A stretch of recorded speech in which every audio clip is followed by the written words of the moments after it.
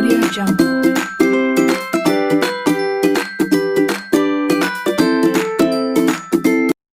Assalamualaikum warahmatullahi wabarakatuh. Berjumpa lagi dengan saya Nurul Aini Mafiah.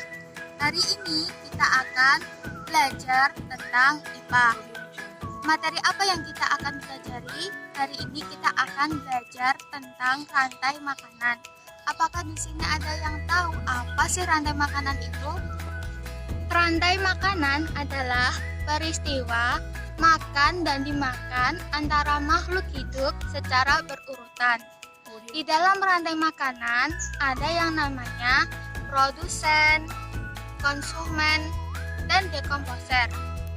Yang dinamakan produsen adalah makhluk hidup yang menghasilkan makanan sendiri atau dibantu dengan matahari. Contohnya adalah padi, rumput, itu dibantu dengan matahari, kita sebut dengan proses fotosintesis. Kemudian yang dinamakan konsumen adalah makhluk hidup yang menduduki tingkat kedua. Konsumen dibagi menjadi 3, yaitu ada konsumen herbivora, konsumen karnivora, dan konsumen omnivora. Konsumen herbivora adalah hewan pemakan tumbuhan. Contohnya seperti sapi, kambing, itu namanya konsumen herbivora, atau juga ada jangkrik ya.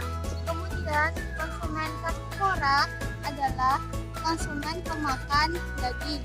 Contohnya ada harimau, kucing. Kemudian konsumen yang ketiga yaitu omnivora adalah konsumen pemakan segalanya, yaitu pemakan daging dan pemakan tumbuhan. Contohnya adalah tikus. Kemudian yang dinamakan dekomposer adalah pengurai.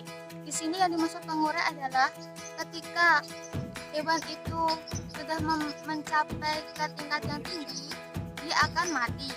Dalam kematiannya itu akan membusuk, menghasilkan bakteri. Di sini bakteri itu akan mengurai di tanah, yaitu dinamakan pengurai atau dekomposer. Sekarang saya akan memberikan media tentang yang namanya rantai makanan. Jadi di sini kita akan lebih jelas tentang apa sih rantai makanan itu. Di dalam sini, dalam kotak ini ada yang namanya proses-proses rantai makanan atau yang namanya makan dimakan secara berurutan ya. Kita buka terlebih dahulu ya anak-anak.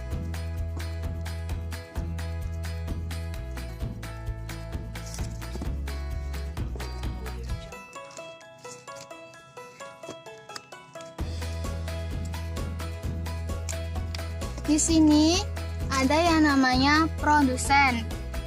Ini yang namanya produsen ya tadi.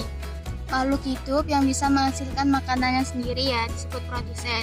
Yang kedua, produsen dimakan oleh konsumen tingkat pertama yaitu jangkrik. Di sini jangkrik termasuk konsumen herbivora karena pemakan rumput ya. Yang kedua, konsumen tingkat 2. Di sini ada tikus.